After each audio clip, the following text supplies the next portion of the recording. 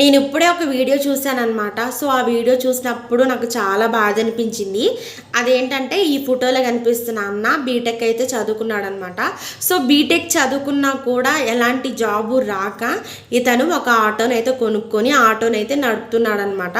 So, మీరు మీ పిల్లల్ని సంవత్సరానికి కొన్ని లక్షలు ఖర్చు పెట్టి అయితే చదివిస్తున్నారు కదా. ఫ్యూచర్లో కూడా మీ పిల్లలకి ఇంత ఖర్చు పెట్టి చదివించినా కూడా జాబ్ రాకపోతే ఏంటి పరిస్థితి అని ఎప్పుడైనా ఆలోచించారా? సో ఇప్పుడు నేను ఏం చెప్తున్నానంటే, ఓన్లీ మీ పిల్లల్ని చదవండి అని రుద్దడమే కాకుండా, ఓన్లీ ఎడ్యుకేషన్ ఒకటే కాకుండా స్పోర్ట్స్లో కానీ గేమ్స్లో కూడా పార్టిసిపేట్ అయ్యేలా చూడండి. మొన్న మన తెలంగాణ సీఎం అయిన శ్రీ రేవంత్ రెడ్డి గారు ఒక న్యూస్ చెప్పారు కదా, గేమ్స్లో కూడా ఫస్ట్ వచ్చిన వాళ్ళకి గవర్నమెంట్ తరఫున గేమ్స్లో ఫస్ట్ ఉన్న వాళ్ళకు కూడా గవర్నమెంట్ జాబ్ ఇస్తామని రేవంత్ రెడ్డి గారు అయితే చెప్పారు కదా. ఈ విషయంలో నాకు రేవంత్ రెడ్డి సార్ చాలా బాగా నచ్చారు. ఓన్లీ మీ పిల్లలకి ఎడ్యుకేషన్ ఒకటే కాదు, games, education, business mind set ప్రతి ఒక్కటి నేర్పండి. ఓన్లీ ఎడ్యుకేషనే చదవాలి అని మీ పిల్లల మీద రుద్దకండి.